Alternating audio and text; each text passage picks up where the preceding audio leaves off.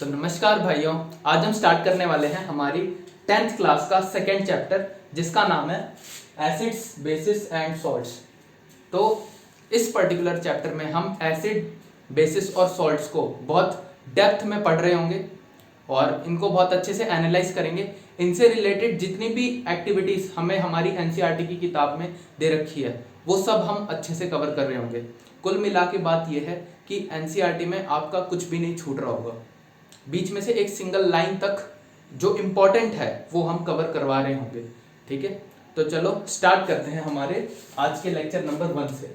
तो lecture number 1 basically होने वाला है आज बेसिक इंट्रोडक्शन पे। जस्ट हम लोग बात करेंगे कि एसिड्स, बेस और सॉल्ट्स क्या होते हैं।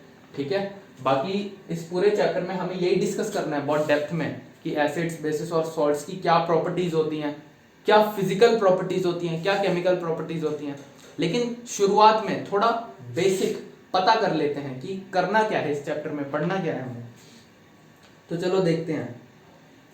पहले आप लोग मेरी एक डेफिनेशन सुनना बहुत ध्यान से। क्या है वो definition? Chemical properties of all the compounds can be classified into 3 groups. सारे कंपाउंड्स की जो भी केमिकल प्रॉपर्टीज होती हैं उनको हम क्लासिफाई करते हैं 3 ग्रुप्स में, और वो 3 ग्रुप्स होते हैं कौन कौन से? पहला होता है एसिड्स, बेसिस और होते हैं तीसरे सॉल्ट्स। हालांकि देखा जाए तो आप लोगों ने जरूर 8th क्लास में या 7th क्लास में एसिड्स और बेसिस के बारे में थोड़ा बहुत पढ़ा होगा। वो सोपी टच देते हैं। बेसिस टेस्ट करने में बिटर होते हैं, मतलब कड़वे होते हैं। और अगर वहीं बात करते हैं हम एसिड्स की, तो एसिड्स का टेस्ट जो होता है खट्टा होता है। ये सारी बातें आपने जरूर पढ़ी होंगी अपनी 7th या 8th क्लास में। लेकिन अब हम थोड़ा सा और आगे की बातें कर रहे होंगे क्योंकि अब हम बड़े हो गए हैं, हम 10th क्लास में आ चुके हैं। ठीक है, तो यहां पे मैंने क्या बोला था डेफिनेशन में? Chemical properties of all the compounds, chemical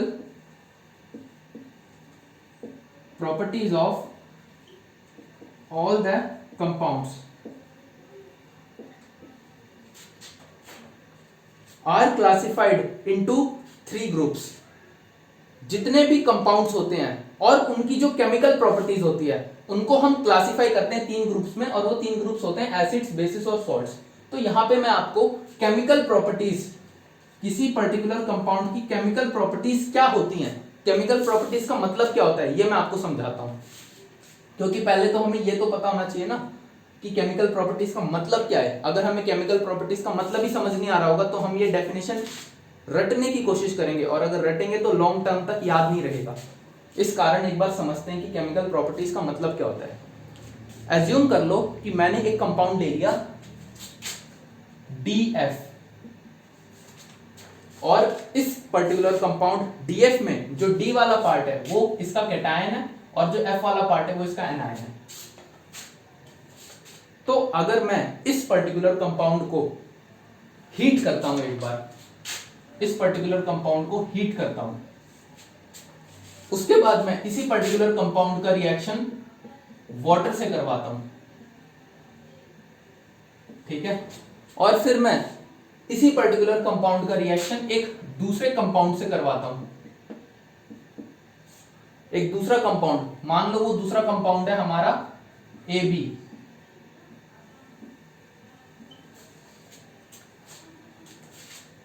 तो मेरा DF कंपाउंड जिसको जब मैं हीट करूंगा तो हीट करने के बाद वो कौन कौन से नए प्रोडक्ट्स बनाएगा। ठीक है, हीट करने के बाद वो कौन कौन से नए प्रोडक्ट्स बनाएगा। इसे ही हम बेसिकली क्या कहते हैं? Chemical changes. मतलब किसी भी पर्टिकुलर कंपाउंड का मैं जब रिएक्शन करवाता हूं या जब मैं उसको हीट करता हूं तो उसकी केमिकल प्रॉपर्टीज में चेंज आ जाता है। अभी केमिकल प्रॉपर्टीज में चेंज आने का मतलब, जैसे अगर आप लोगों को याद हो CaCO3, कैल्शियम कार्बोनेट, इसको जब हम हीट करते थे तो ये बनाता था हमारा कैल्शियम ऑक्साइड प्लस CO2। और अगर आपको याद हो तो कैल्शियम ऑक्साइड को हम बोलते थे क्विक लाइम या बर्न्ट लाइम, जो हम लास्ट चैप्टर में डिस्कस करके आए हैं।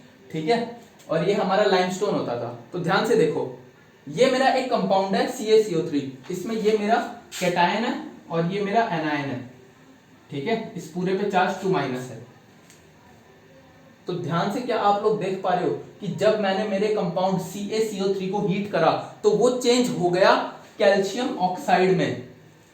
मतलब पहले जो मेरा कंपाउंड था या पहले जो मेरा सब्सटेंस था वो पूरा किसका बना हुआ था, वो CaCO3 का बना हुआ था। पूरा जो मेरा कंपाउंड है वो CaCO3 का बना हुआ है। मतलब इनिशियली हीट करने से पहले अगर मैं मेरे कंपाउंड का एक एटम उठा के देखूंगा तो वो मुझे किसका मिलेगा, वो मुझे CaCO3 का मिलेगा। कोई भी एटम मैं अपने कंपाउंड से उठाता हूं वो मुझे CaCO3 का मिलेगा। लेकिन जब मैंने उसको हीट करवाया तो उससे CO2 तो बाहर ही निकल गया और मुझे अब मेरा वो पर्टिकुलर कंपाउंड हीट करने के बाद उस पर्टिकुलर कंपाउंड में जो सारे एटम्स हैं उसमें मुझे अब सारे एटम्स कैल्शियम ऑक्साइड के मिलेंगे। मतलब आप लोग देख पा रहे हो केमिकली चेंज हो गया। इसे ही कहते हैं हम केमिकल प्रॉपर्टीज में चेंज होना। और केमिकल प्रॉपर्टीज में चेंज तब आता है जब हम किसी भी पर्टिकुलर कंपाउंड का रिएक्शन करवा रहे होते हैं। अब यहां पॉसिबिलिटी ये भी है कि अगर मैं DF कंपाउंड का रिएक्शन वाटर से करवाता हूं तो इसकी केमिकल प्रॉपर्टीज में कुछ चेंज ही ना आए। जैसे NaCl का होता है ना, NaCl को पानी में मिला देते हैं तो वो NaCl ही रहता है, वैसे इसमें भी कुछ चेंज ना आए। लेकिन अगर मैं इसको हीट करूंगा तो जरूर इसमें कुछ ना कुछ होगा। ठीक है, इसमें जरूर कुछ ना कुछ होगा और इसकी केमिकल प्रॉपर्टीज में चेंज होएगा, क्योंकि पहले मेरा कंपाउंड DF था और बाद में इसे जब मैं हीट कर दूंगा तो ये कुछ और बन जाएगा। ठीक है, मतलब केमिकल में चेंजेस आ गए और केमिकल में चेंजेस आने को ही हम क्या कहते हैं, केमिकल प्रॉपर्टीज में चेंज आना। देखो ध्यान से, यहां पहले CaCO3 की बात करूं मैं तो पहले जो CaCO3 का कंपाउंड था उसमें सारे के सारे एटम्स CaCO3 के थे। बाद में जब मैंने उसको हीट करा तो उसी कंपाउंड में अब सारे एटम्स कैल्शियम ऑक्साइड के हैं। मतलब केमिकली चेंज हो गया। इसे ही कहते हैं हम केमिकल प्रॉपर्टीज में चेंज होना। ठीक है, तो आशा करता हूं आपको केमिकल प्रॉपर्टीज और केमिकल प्रॉपर्टीज में चेंज होना अच्छे से समझ आ गया होगा।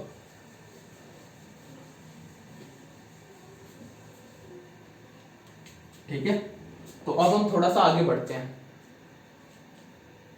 ये आपको अच्छे से समझ में आ ही गया होगा। एसिड्स, बेसिस और सॉल्ट्स में हम किसी भी कंपाउंड की केमिकल प्रॉपर्टीज को क्लासिफाई कर रहे होते हैं।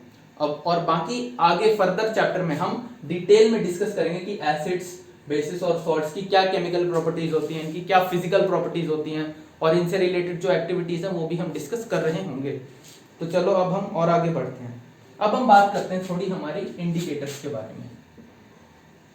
तो इंडिकेटर्स की जो डेफिनेशन है वो तो बहुत सिंपल होती है। इसका नाम देख के ही हमें पता लग जाता है कि इंडिकेटर्स का मतलब क्या होगा। ठीक है, ये जो वर्ड है इंडिकेटर वर्ड से ही हमें समझ में आ जाता है कि इंडिकेटर का क्या मतलब होगा। ठीक है, लेकिन तब भी इसकी हम एक छोटी सी डेफिनेशन देख लेते हैं। Indicators, these are the substances which show a change in color when brought in contact with acids and bases. Indicators हमारे एक टाइप के सब्सटेंसेस होते हैं। इंडिकेटर्स जो होते हैं वो हमारे एक टाइप ऑफ सब्सटेंसेस होते हैं जो चेंज इन कलर शो करते हैं जब हम उन्हें एसिड या बेस के पास लेके आते हैं या जब हम इनमें एसिड या बेस डाल देते हैं। ठीक है, जब हम इनमें एसिड या बेस डाल देते हैं तो ये चेंज इन कलर शो कर रहे होते हैं। Substances which show changes in color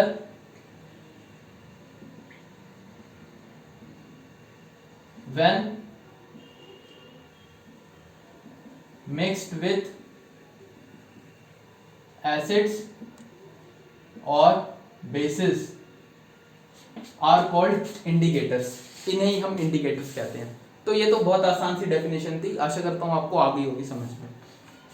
तो अब हम बात करते हैं कि हमारे जो इंडिकेटर्स होते हैं वो कौन कौन से होते हैं। ठीक है, कौन कौन से हमारे इंडिकेटर्स होते हैं तो देखना, the three main indicators are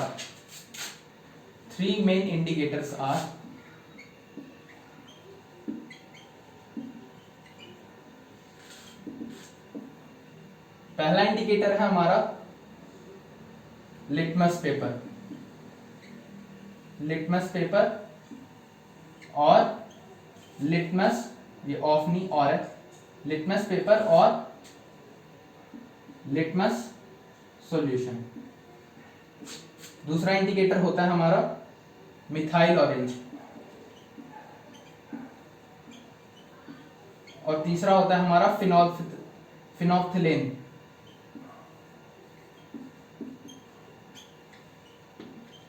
ठीक है, ये तीनों हमारे इंडिकेटर्स होते हैं। अब आप लोग यहाँ सोचेंगे कि भैया आज तक तो हम यही पढ़ते आए हैं कि जो लिटमस होता है ना, लिटमस का हमेशा हमारा पेपर ही होता है।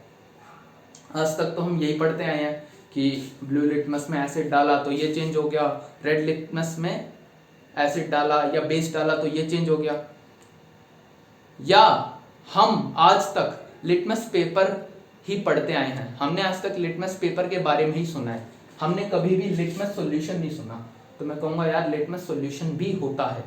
जैसे लिटमस पेपर दो टाइप के होते हैं, ब्लू लिटमस पेपर और रेड लिटमस पेपर, वैसे ही लिटमस का सॉल्यूशन भी होता है।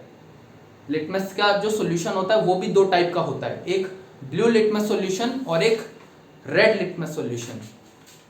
ठीक है, ये आप लोगों ने 7th 8th क्लास तक सिर्फ लिटमस पेपर के बारे में ही पढ़ा होगा, लेकिन अब हम लिटमस पेपर का नहीं, अब हम लिटमस सॉल्यूशन का यूज कर रहे होंगे जैसे जैसे इस चैप्टर में आगे बढ़ेंगे। ठीक है, तो ये हो गया। तो अब अगर मैं बात करूं लिटमस की,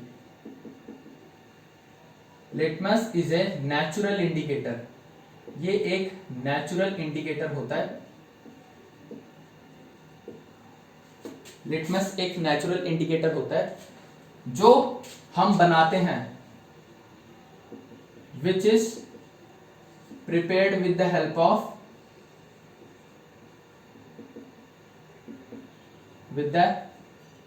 ऑफ लीचन। ये लीचन की हेल्प से बनाया जाता है। और अगर आप लोगों को याद हो, हालांकि याद नहीं होगा, पूरा एक्सपेक्टेड है, मैं आपसे यही उम्मीद करता हूँ कि आपको ये बात याद नहीं होगी, क्योंकि 9th क्लास में जो बायोडाइवर्सिटी वाला चैप्टर था ना वो बड़ा दर्दनाक था। ठीक है, 9th क्लास में जो बायोडाइवर्सिटी चैप्टर था वो बहुत खतरनाक और दर्दनाक था, इसलिए आपको शायद याद ना हो। लेकिन जो लीचन होता है, lichen belongs to the division Thallophyta. This belongs to the division, ये थैलोफाइटा डिवीजन से बिलोंग करता है, थैलोफाइटा डिवीजन। आपको हालांकि अब मैं ज्यादा तो बता नहीं सकता थैलोफाइटा के बारे में, आप बस इसे एक जनरल नॉलेज पर्पस की तरह याद रख लो, क्या पता शायद ये एनटीएससी में काम आ जाए, पूछ ले आपसे कि जो लीचन होता है वो डाइवर्सिटी में किस डिवीजन से बिलोंग कर रहा होता है, तो आप सीधा टिक करके आ जाओगे थैलोफाइटा, और अगर नहीं पता होगा तो आप बैठे रहोगे। इस कारण एक जीके के पर्पस से आप ये बात भी याद रख लो। ठीक है, अब मैं आपको ज़्यादा डेप्थ में तो समझा नहीं सकता कि किस प्रकार वो पूरा डिवीजन होता था, या पूरी डाइवर्सिटी तो मैं पढ़ाऊंगा नहीं, तो आप लोग बस याद रखो। ठीक है, तो ये बात हो गई। अब हम थोड़ी और आगे बात करते हैं। तो यहाँ मैंने क्या बोला कि जो लिटमस होता है, लिटमस को हम प्रिपेयर करते हैं विद द हेल्प ऑफ लीचन। और यहां अगर मैं बोल रहा हूं लिटमस, तो यहां लिटमस का मतलब है कि ब्लू लिटमस भी और रेड लिटमस भी, दोनों को ही हम प्रिपेयर करते हैं लीचन की मदद से। और ये दोनों कैसे होते हैं? नेचुरल इंडिकेटर्स होते हैं, क्योंकि जो लीचन होता है वो एक टाइप का पौधा ही तो होता है, ग्रीन कलर का। ठीक है, तो इस कारण लिटमस एक नेचुरल इंडिकेटर होगा। लेकिन वहीं अगर मैं बात करूं मिथाइल ऑरेंज और फिनोल्फथालीन की, मिथाइल ऑरेंज और फिनोल्फथालीन की, तो ये दोनों होते हैं हमारे सिंथेटिक इंडिकेटर्स। सिंथेटिक इंडिकेटर्स होते हैं ये दोनों, लिटमस नेचुरल इंडिकेटर, ये दोनों सिंथेटिक इंडिकेटर्स। अगर मैं बात करूं लिटमस की, तो लिटमस दो कलर्स का होता है, एक ब्लू कलर का और एक रेड कलर का। मिथाइल ऑरेंज जो होता है वो ऑरेंज कलर का होता है, और जो फिनोप्थिलीन होता है वो हमें कलरलेस मिलता है। फिनोप्थिलीन कलरलेस पाया जाता है। ठीक है, ये दोनों सिंथेटिक इंडिकेटर्स होते हैं। ये बात भी आप लोग याद रखिए, क्योंकि केमिस्ट्री है, ज्यादातर चीजें याद रखने वाली ही होंगी, इस कारण मैं कुछ नहीं कर सकता। तो चलो और आगे बढ़ते हैं। अब थोड़ा सा बढ़िया चीज आने वाली है, एक एक्टिविटी आने वाली है। अब एक्टिविटी 2.1 अब हम डिस्कस करते हैं एक्टिविटी 2.1। एक्टिविटी 2.1 डिस्कस करने से पहले मैं कुछ चेंजेस इन कलर डिस्कस करना चाहूंगा। अब आप लोग सोचेंगे भैया ये चेंजेस इन कलर का क्या मतलब है? मतलब अगर मैं रेड लिटमस पेपर में या रेड लिटमस सॉल्यूशन में एसिड डालता हूं तो वो क्या चेंज इन कलर शो करता है।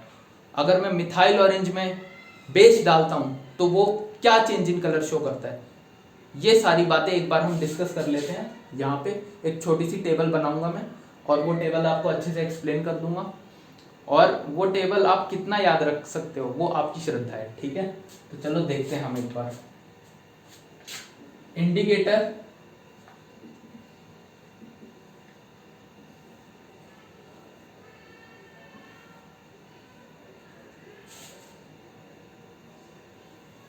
ठीक है, इंडिकेटर,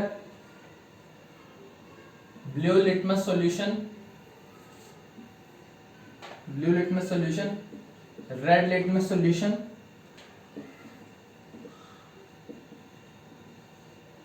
मिथाइल ऑरेंज, फिनोप्थिलीन,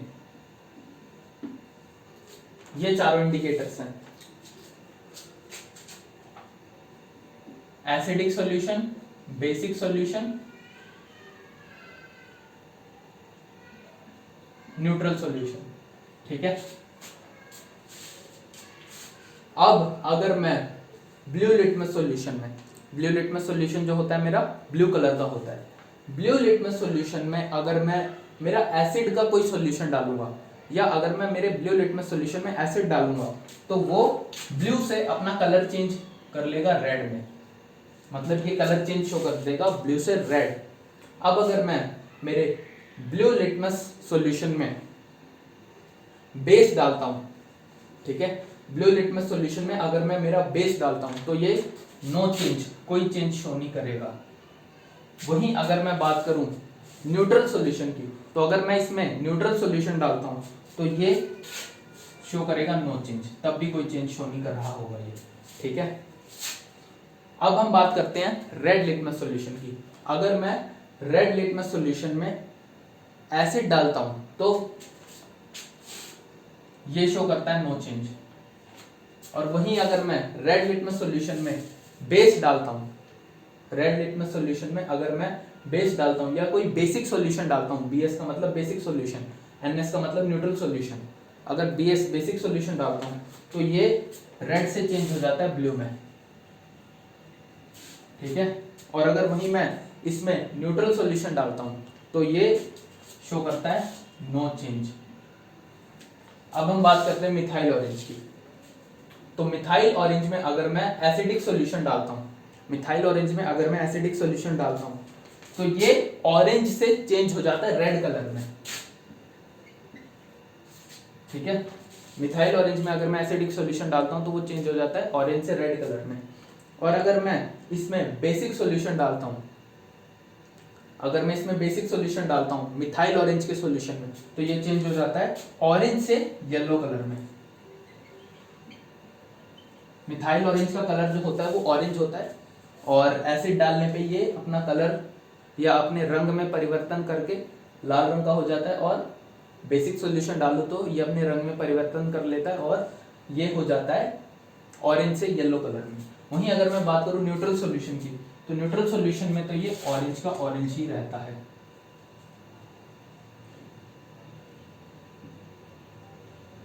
ठीक है, अच्छा, अब अगर मैं मेरे फिनोप्थिलीन के सॉल्यूशन में एसिडिक सॉल्यूशन डाल देता हूं तो ये कलरलेस रहेगा, तो ये कलरलेस रहेगा। और अगर मैं अब फिनोप्थिलीन में डाल देता हूं बेसिक सॉल्यूशन तो ये चेंज हो जाएगा रेड कलर में, और अगर मैं इसमें डालता हूं न्यूट्रल सॉल्यूशन तो ये चेंज हो जाएगा कलरलेस में, मतलब कोई कलर में चेंज शो नहीं करेगा।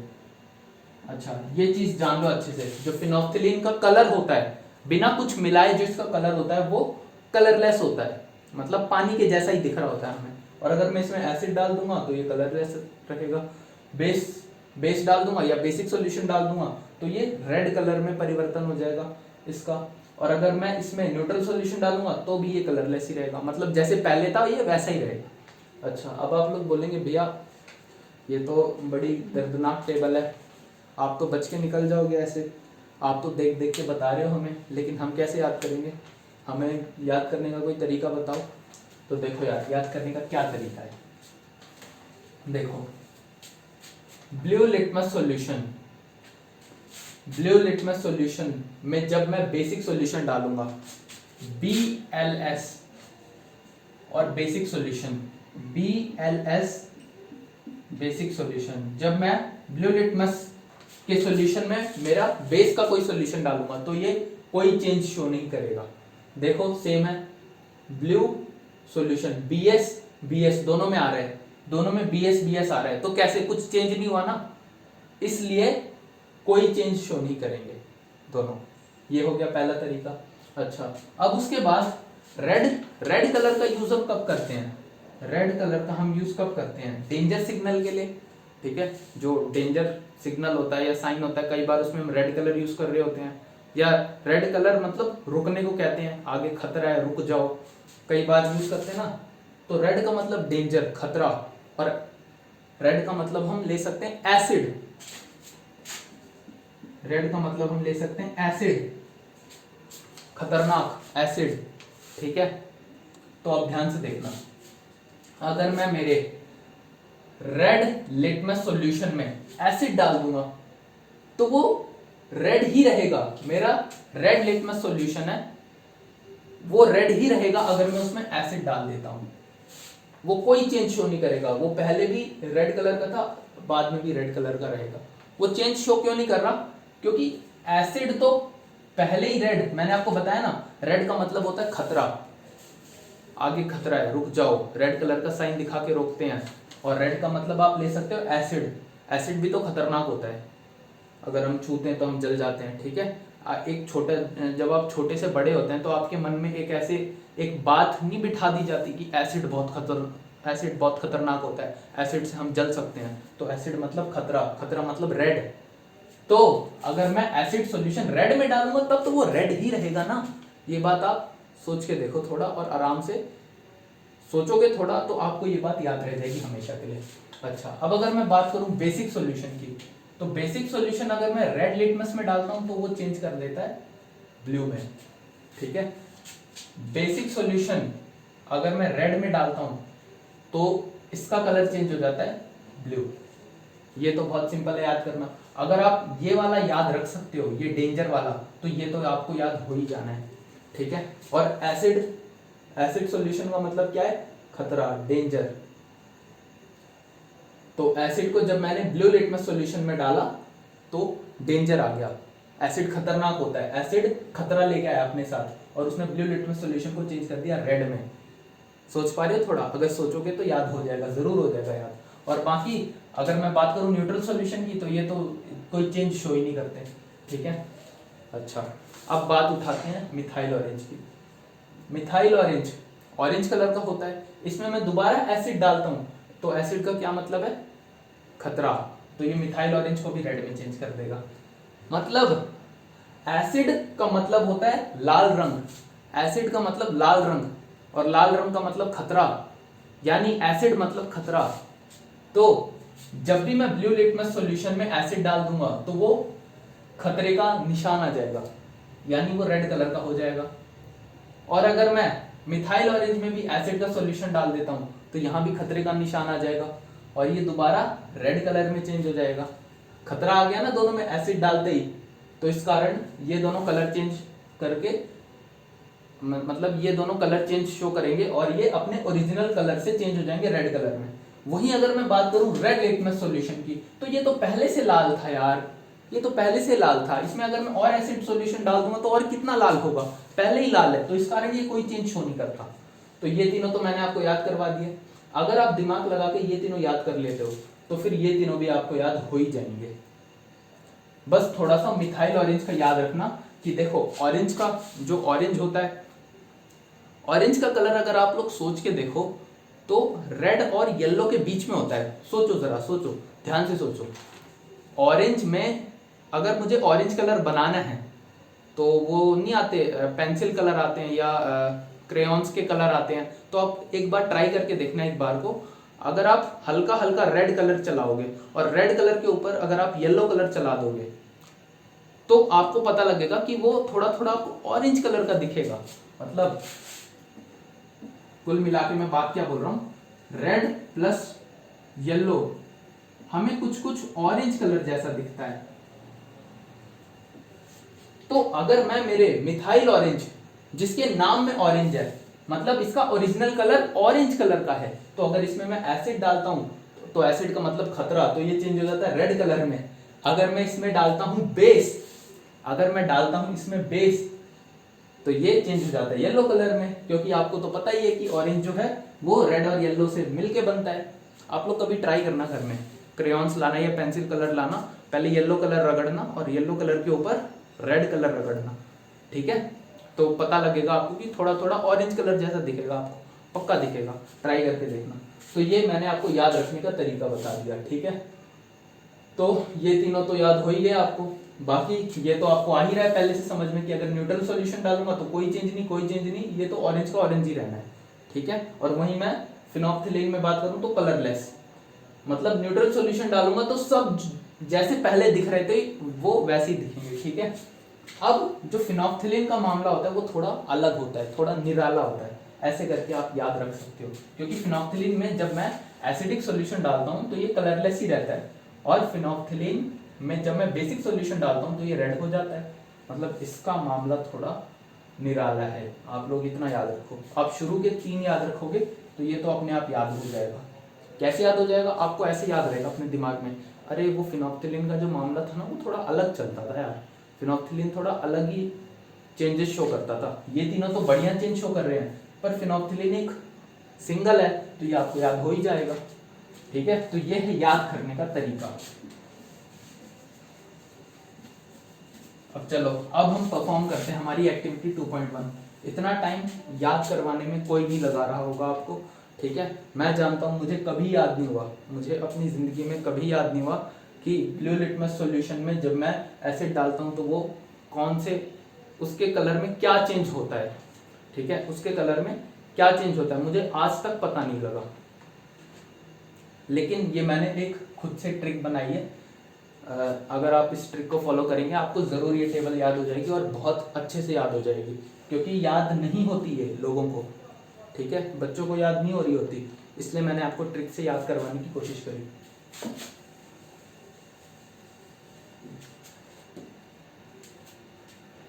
तो चलो अब परफॉर्म करते हैं एक्टिविटी 2.1।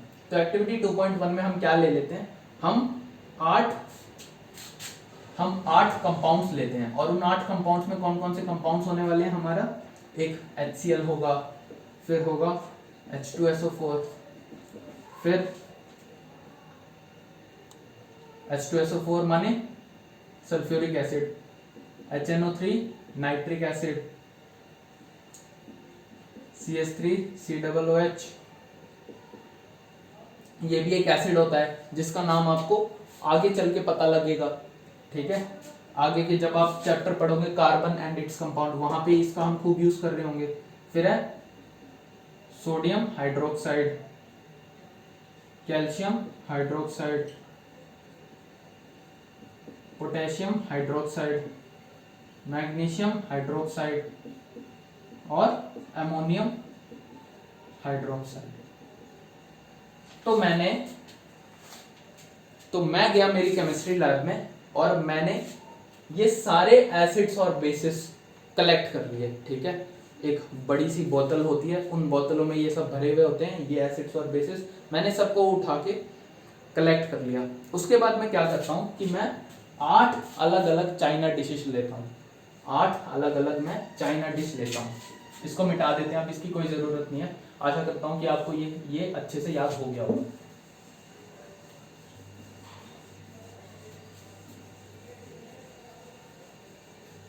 तो क्या करा मैंने कि मैंने 8 अलग अलग चाइना डिशेस ली। अब आप लोग सोचेंगे भैया ये चाइना डिश क्या होती है, और आप बार बार चाइना नाम क्यों ले रहे हो, चाइना तो वैसे ही हमारा दुश्मन है, तो आप बार बार क्यों बोल रहे हो ऐसे।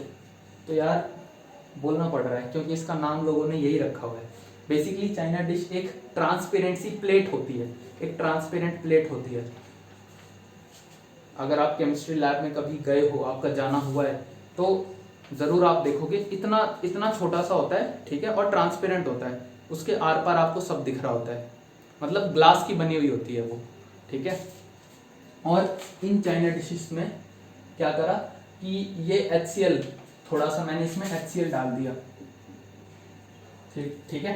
थोड़े थोड़े 2-2 3-3 बूंद मैंने हर एक चाइना डिश में ये सारे के सारे जो एसिड्स और बेसिस हैं, या जो ये सारे के सारे कंपाउंड्स हैं, इनको उठा के मैंने डाल दिया। वैसे हैं कितने कंपाउंड्स, 1 2 3 4 5 6 7 8 9, मतलब मुझे 9 चाइना डिशेस लेनी चाहिए, तो मैंने एक और ले ली, ठीक है।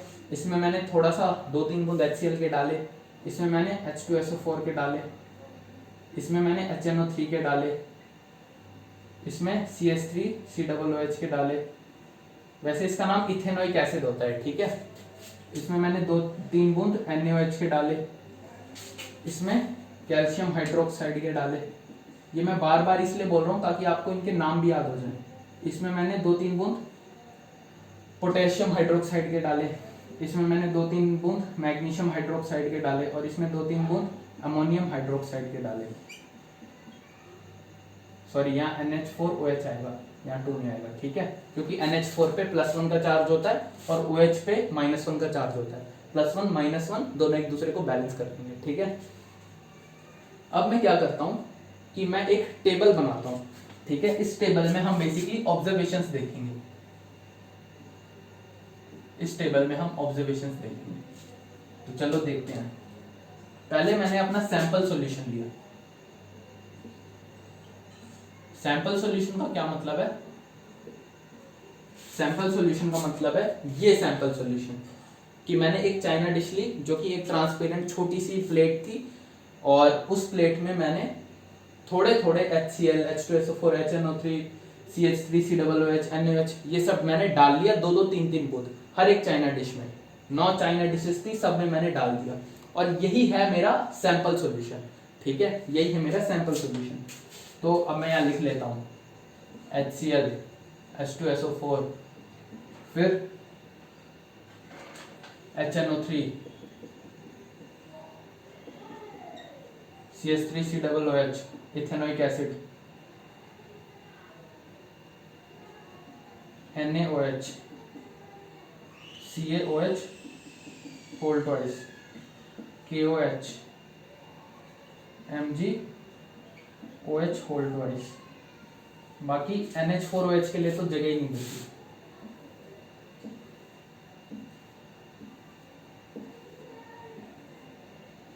ठीक है, अब देखते हैं। अब यहाँ पे हम क्या लेंगे, red litmus solution, red litmus solution RLS।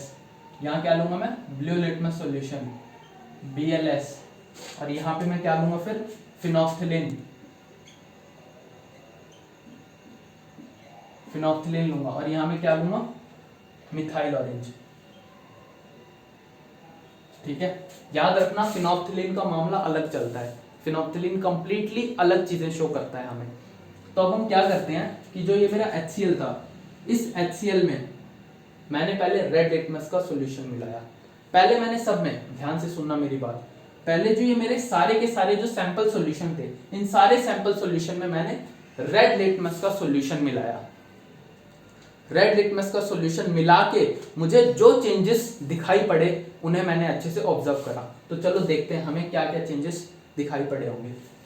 तो रेड लिटमस सॉल्यूशन था, उसमें मैंने HCl डाला, यानी एसिड, एसिड मतलब रेड, तो ये कोई चेंज शो नहीं करेगा, नो चेंज। H2SO4 एसिड डाला रेड में, और एसिड मतलब डेंजर, खतरा, रेड, तो ये तो पहले से ही लाल है, तो ये कोई चेंज शो नहीं करेगा। ये भी HNO3, ये भी एसिड होता है, ये भी कोई चेंज शो नहीं करेगा, ठीक है। और CH3COOH ये मैं इसमें डालता हूं, ये भी कोई चेंज शो नहीं करेगा। और यहाँ पे NaOH, अगर मैं NaOH को रेड लिटमस सॉल्यूशन में डालता हूं तो जरूर ये कलर चेंज शो करेगा, और ये रेड लिटमस, सॉरी इसका जो कलर है रेड, तो ये चेंज हो जाएगा रेड से ब्लू में, ये ब्लू में चेंज हो जाएगा, ये भी ब्लू में चेंज हो जाएगा, ये भी ब्लू में चेंज हो जाएगा, ये भी ब्लू में चेंज हो जाएगा, और जो NH4OH है वो भी हमारा ब्लू में ही चेंज होगा। तो यहाँ पे आप एक चीज अच्छे से नोट कर लो, अभी हमें ये बात नहीं पता कि इनमें से कौन सा एसिड है कौन सा बेस है, ठीक है, ये बात नोट कर लेना। मैं एक्टिविटी 2.1 क्यों परफॉर्म कर रहा हूँ, या हम लोग एक्टिविटी 2.1 परफॉर्म क्यों कर रहे हैं, ये पता लगाने के लिए कि कौन सा कंपाउंड मेरा एसिड है और कौन सा कंपाउंड मेरा बेस है। अभी मुझे नहीं पता कि इनमें से कौन सा एसिड है कौन सा बेस है, वो पता लगाने के लिए ही तो मैं ये एक्टिविटी 2.1 कर रहा हूं, या उनमें रेड लिटमस का सॉल्यूशन डाल के देख रहा हूं इनके ऊपर, ठीक है। इन सब के ऊपर मैंने रेड लिटमस का सॉल्यूशन डाल के देखा, सारे के सारे जो ये 9 चाइना डिशेस थी इन सब में डाला तो मुझे ये चेंजेस अपीयर हुए। अच्छा, उसके बाद मैं इन सब में ब्लू लिटमस सॉल्यूशन डालूंगा। यहाँ एक चीज अच्छे से नोट कर लेना, पहले मैं इन सबको अच्छे से वॉश करूंगा, क्योंकि अभी अभी मैं इसमें रेड लिटमस सॉल्यूशन डाल चुका हूं, मतलब मैं इसमें एक बार अपना एक रीडिंग ले चुका हूं। अब दूसरी रीडिंग लेने के लिए मैं इन सबको अच्छे से धो दूंगा, इन सारी चाइना डिशेस को अच्छे से धो दूंगा, और इनमें दोबारा थोड़ा थोड़ा 2-2 3-3 बूंद HCl H2SO4 HNO3 इन सबके डालूंगा, और उसके बाद इनके ऊपर फिर मैं ब्लू लिटमस का सॉल्यूशन डालूंगा। और जब ब्लू लिटमस का सॉल्यूशन डालूंगा तो मुझे कुछ चेंजेस नजर आएंगे। अब ये चेंजेस क्या होंगे ये आप खुद भर सकते हो, क्योंकि मैंने आपको सिखा दिया, मैंने आपको एक करके दिखा दिया, बाकी ये तीनों आप खुद भरना कि क्या क्या चेंजेस हो सकते हैं। अच्छा, अब उसके बाद जब मैंने ये वाली पर्टिकुलर जब मैं रीडिंग ले चुका हूँ, उसके बाद मैं दोबारा इनको अच्छे से साफ करूंगा पानी से। साफ करने के बाद दोबारा 2-2 3-3 बूंद HCl H2SO4 HNO3 CH3COOH डालूंगा, और फिर उसके ऊपर मैं फिनोफ्थिलीन डालूंगा, और फिनोफ्थिलीन डालने के बाद मुझे जो जो चेंजेस अपीयर होंगे उन्हें मैं यहाँ लिखूंगा, और वैसे ही फिर दोबारा साफ करूंगा, इन सबको साफ करूंगा, और फिर 2-2 3-3 बूंद इन सबके डालूंगा, और फिर उसके ऊपर मैं मिथाइल ऑरेंज डाल के देखूंगा, और मिथाइल ऑरेंज डालने के बाद मुझे जो जो चेंजेस अपीयर होंगे उन्हें मैं यहाँ लिख दूंगा। और इसकी मदद से, इस पर्टिकुलर टेबल की मदद से मुझे ये पता चल जाएगा कि इनमें से मेरा कौन सा कंपाउंड एसिड है और कौन सा कंपाउंड बेसिक है। तो मैं बेसिकली ये एक्टिविटी 2.1 परफॉर्म ही इसलिए कर रहा हूं कि मुझे पता लग जाए कि कौन सा कंपाउंड मेरा एसिडिक होगा और कौन सा कंपाउंड मेरा बेसिक होगा, ठीक है। तो आशा करता हूं आपको ये बहुत अच्छे से समझ में आ गया होगा। और साथ के साथ एक चीज और नोट करते जाओ, ये मैं आपको छोटी सी बात बता देता हूँ, याद रखना अच्छे से। जिन भी कंपाउंड्स के पास H+ होगा या H होगा वो एसिडिक इन नेचर होंगे। जैसे HCl के पास सिर्फ एक H है, H2SO4 इसके पास भी 2H+ है, या H+ के 2 आयंस हैं, इसके पास भी H है सिंगल, ठीक है, इसके पास भी H है, ये वाला, ये ध्यान से देखना, इसमें आप कंफ्यूज मत करना, ये एसिड ही होता है, इसके पास भी H है, तो ये सब एसिड्स होंगे। अगर मैं बात करूं बेस की, तो बेसिस वो कंपाउंड्स होते हैं जिनके पास OH होता है। तो मैं बोलूंगा देखो यार, इसके पास OH है, ये बेस है, OH है बेस है, इसके पास OH है बेस है, इसके पास OH है, ये भी बेस है। NH4OH की बात करूं, इसके पास भी OH है, ये भी बेस है, तो ये सब बेस है। अब आप लोग सोचेंगे भैया तो आप ये बताओ ना, CH3COOH इसके पास भी तो OH था, तो ये बेस नहीं होना चाहिए। मैं कहूँगा नहीं यार, ये एसिड है, लेकिन इसकी जो एसिडिक प्रॉपर्टी होती है ना वो बहुत कम होती है, ये बहुत कम एसिडिक प्रॉपर्टीज शो करता है, या एसिडिक प्रॉपर्टी शो करने का जो इसका स्ट्रेंथ होता है वो बहुत कम होता है। अभी आप पीएच का कंसेप्ट भी पढ़ेंगे तब आपको अच्छे से समझ में आ जाएगा, ठीक है।